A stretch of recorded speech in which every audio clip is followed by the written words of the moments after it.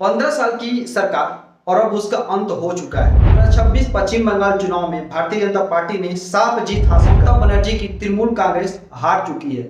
लेकिन सवाल यह है, इतनी मजबूत सरकार आखिर गिरी किसकी वजह था? लंबे समय का सत्ता विरोधी माहौल या फिर घोटालों ने सरकार की छवि तोड़ दी? कानून व्यवस्था और महिलाओं की सुरक्षा बड़ा मुद्दा बन गई।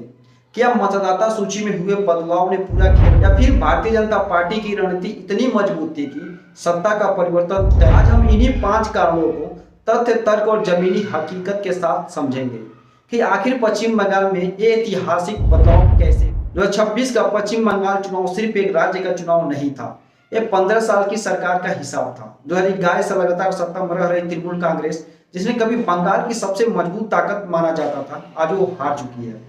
और इसका सबसे बड़ा कारण है लंबे समय की सत्ता से पैदा हुआ असंतोष।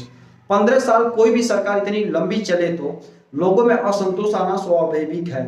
जमीनी स्तर पर लगातार शिकायतें थी, स्थानीय दबदबा, उगाही और दबाव की राजनीति। अब ये सिर्फ विरोधियों के आरोप नहीं थे, ये आम लोगों की रोजमर्रा की समस्या बन चुकी थी।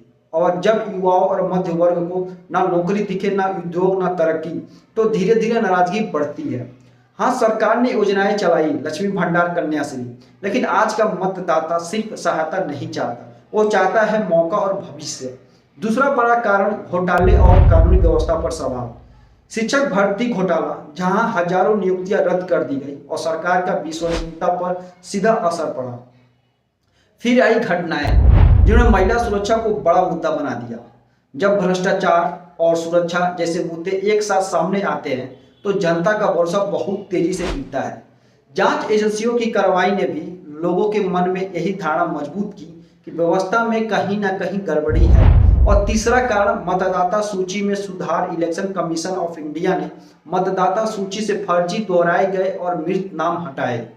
इस पर विवाद भी हुए, लेकिन कई लोगों का मानना है कि इस मतदान प्रक्रिया और साफ हुई और नतीजा रिकॉर्ड तोड़ मतदान। मतलब इस बार लोगों ने सिर्फ वोट नहीं दे रहे थे, सोच समझकर फैसला ले रहे थे। चौथा कारण भारतीय जनता पार्टी की रणनीति। नरेंद्र मोदी और अमित शाह ने पूरी ताकत के साथ प्रचार किया। उत्तर बंगाल से पहले से मजबूत पकड़ थी, लेकिन इस बार अनुसूचित जाति, जनजाति और अन्य वर्गों में भी पकड़ बढ़ी। सीमा सुरक्षा, घुसपैठ जैसे मुद्दे को लगातार उठाया गया। और एक महत्वपूर्ण बदलाव, महिला मतदाताओं का रुझान। पहले योजनाओं महत्वपूर्ण थी, लेकिन इस बार सुरक्षा भी उतनी ही जरूरी बन गई।